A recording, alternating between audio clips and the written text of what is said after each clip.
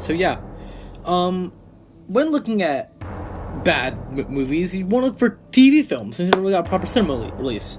As you can tell by the sonic screwdriver and laser screwdriver here, we're doing the 1990s Doctor Who TV film. Please try to enjoy.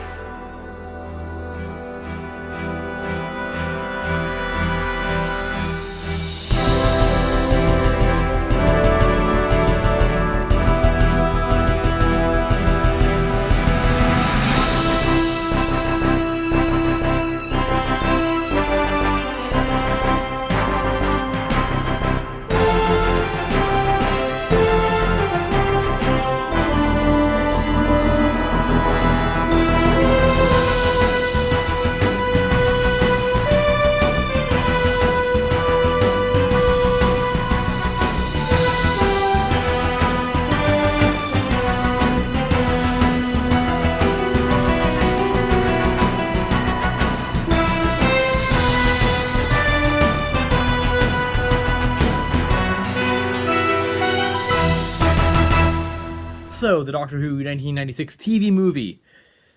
Alright, so what does there really say about this film, except... What? Alright, here we go, let's get into this one. So, here's the thing. It does several things right. It is quite a good bridge between old Doctor Who and new Doctor Who, although technically in canon it fits into old Doctor Who. It ties up the loose end because when the series is canceled, Sylvester McCoy was the Doctor. He gets killed off and regenerates into the Eighth Doctor in this one, in the movie, in like honestly the worst way possible. They literally just have him die basically in a gang war. And San Francisco he walks out of the TARDIS to get shot.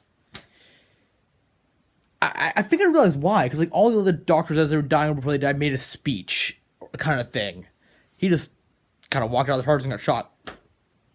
On New Year's Eve 19... Yeah. Anyway, so the plot is he lands in TARDIS for reasons. I didn't really explain it very well. On New Year's 1999, right before the year 2000, I guess, New Year's Eve, whatever it was, sometime around there.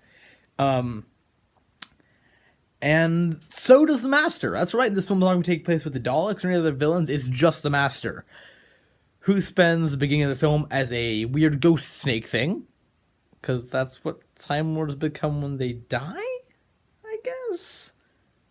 What? Anyway, the plot is, just like in New Who, it's some of the things he was doing, I guess he hasn't really been doing it a lot, he or she, because I guess it's Missy now, isn't it? Missy actually is a great character. I would much rather have her in this film than that one that we have. Anyway, so the current Master, he's looking for more lives, or whatever, as he's run out. Funny, we've never really seen him die on screen that much, even in old Who, before this. After anyway, so Master possesses a body of someone who is busy looking like Arnold Schwarzenegger from Terminator. Yeah. It's like, you can't really find the actor's name very well. It's not, I don't remember his name because it's hard to find his name. Anyway, the Doctor here is played by Paul McGann, the Eighth Doctor, after he regenerates from Sylvester McCoy, he regenerates in a hospital and literally has a wake-up scene akin to Frankenstein's monster, complete with a very basic "Who am I?" sequence. Because also I hate this part. They made a whole point that the Doctor is now half human. The fuck does that mean? Anyway, they don't really explain that well that much. They don't explain a lot of things. Because here's the thing about Doctor Who. It's meant for, I guess old Who was more 6-episode story arcs, but they'd be on not all at once.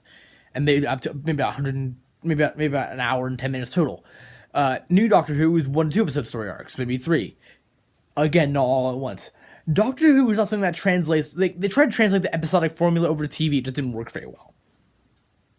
But Paul McGann, to his credit, does really good job with the shitty script that he's given, and really makes it feel like he is a doctor.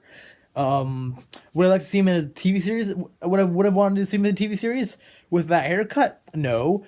He did come back for the Night of the Doctor, an online mini special, and also did some voicing for the Doctor Who audiobooks, which I thought was absolutely brilliant. He would have been really great, and he did look like he's cool and zany enough, but also just like he's confused as to who he is in this. I guess honestly, that writing probably could have been for Paul McGann as well, confused as to who he was supposed to be, because it's not really like any Doctor we've seen before. Anyway, then the Master at some point conducts some ritual trying to open the Eye of Harmony, which now literally looks like a gigantic eye on the floor. It's fucking ridiculous. Looks like a fucking black hole or some shit. Not the one built by Rassilon, powered in TARDIS and all that shit. Anyway, he turns into Count Dracula, basically. I mean, his outfit, seriously, looks like fucking robes everywhere. It's more actually akin to what we see for Time Lord robes, but with this character and slick back hair, it just looks like freaking New Age Dracula. It's weird. I mean, he's not. It's not the weirdest casting choice. He looks a lot like Roger Goddard's Master, the original Master, well, one of the originals. I mean, we've seen was it Timothy Dalton as the Master before, in New Who, and so yeah, I mean, it's not the weirdest casting. He's not a good Master. He's horrible. As part of the show, it doesn't fit in the show's timeline. There's a whole bit involving an atomic clock. There are some funny moments that do happen in the show, though. So, in San Francisco. So in San Francisco. So of course, heart doors are open, and a police bike chasing. Oh yeah, at some point the Master goes in to try to steal his TARDIS, whatever. Kidnaps the Doctors. Yeah. Oh yeah. There's a companion who's so fucking generic and boring. I'm just gonna call her Sarah Jane at this point. It's not Sarah Jane. Honestly, she's trying to be Sarah Jane, but isn't. Because Sarah Jane is not generic. Well, I mean, she's generic in the way that lots of other Doctor Who companions are compared to her, but she's not the generic. She's not plain boring. This one is not Sarah Jane, more of a Mary Jane. Boring as fuck. Anyway, so yeah. But anyway, the funny moment has when a policeman just drives straight into the TARDIS. You see it from the side angle, you see just, and about maybe 5 seconds later, comes back out the door. It's actually kind of funny. And so yeah, it's we don't know what turned him around there, but it's pretty fucking funny to see that accidental portal. I'm like, when I see him go, I'm like, he's gonna come out zooming out the other side. We're just gonna hit a fucking wall. We're gonna thump. Got the better two options there. So yeah, it's an interesting film. There are some funny moments.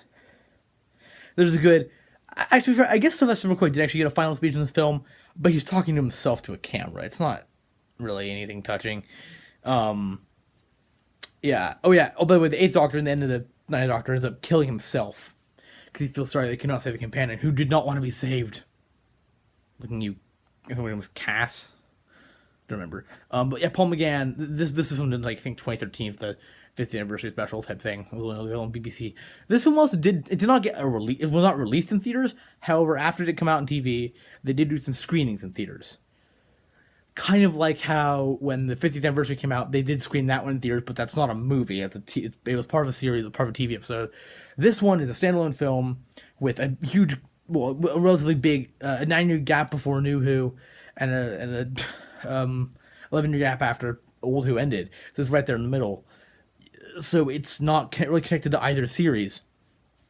And it flopped pretty hard, which is kind of what stopped him, Paul McGann, from getting his own series as a Doctor. I would like to see that a lot. Also, this thing you saw a little scroll down the beginning there. That was from the calendar I have of Doctor Who, the Doctor Who calendar. The 8th Doctor right there. I really put I already had the calendar up. It's 2016. I still want to get rid of it. It's kind of cool. I have a lot of Doctor Who merch, including some special edition stuff. So. Yeah, I'm pretty big fan. I'm a really big fan of the show. I think after Peter Capaldi took over, it kind of went downhill because of bad story He was fine, but fine actor Capaldi, but story just went to shit. Anyway, yeah, that's the Doctor Who 1996 TV movie. There are speculated thoughts for a 2018, 2019 thing movie. I know. Oh, also, here's an interesting thing. This film was handled by Fox. Yeah, BBC worked with American production, American company producing BBC, not BBC America. That was only a division at that point. I don't think this wasn't something big. They worked with the BBC worked with Fox, 21st Century Fox, and Fox TV to produce this. Okay, also one more thing they did do quite well. They did sets pretty well for the inside of the TARDIS. It's my favorite TARDIS. Also, the intro theme that played in the intro of this video is an intro from the film. Sue me, my favorite fucking Doctor Who intro of all time. The music is great. And it's kind of like a 3D spacey intro. It's kind of another good between what we're used to from old Who and what we see in new Who. It was a good bridge. But the set of the TARDIS is really good. Everything's brilliant sets wise when you're in the TARDIS. When you're out in the city, it's very clear you're on a fucking soundstage though. So, I mean, yeah. I mean, like the whole thing of Master coming down the staircase, the whole set is pretty damn cool. So they did sets really well. And again, it kind of feels like a bridge between old Who had a lot of sets and new Who had a lot more relocations. And this is a little bit of mix between both. Anyway, thank you for watching. I promise no goddamn jump scare this time. I lied! Actually, before I go, I just remembered this. Another little interesting bit of trivia here for you guys. Actually, a little things here. They did actually do a Blu-ray release and DVD release. I think it's also included on one of the Doctor Revisited things. But yeah, no, it came out actually actual Blu-ray. It looks fantastic on Blu-ray. They also sold the sonic screwdriver that he had as a toy. They actually sold that one. It's slightly different than Sylvester McCoy's. Not much. The screwdriver back then didn't change much anyway. They all basic format. Another thing. This film was just called Doctor Who. Not like Doctor Who and the Return of the Master or anything like that. Just Doctor Who. And so that's why we put in Doctor Who. I guess we put in parentheses 1996. We'll get it, or Doctor Who movie. But on the box, it's called Doctor Who, which kind of pissed people off because like this is the definitive thing. This is kind of what we're gonna get. And so yeah, it was just called Doctor Who. Kind of weird.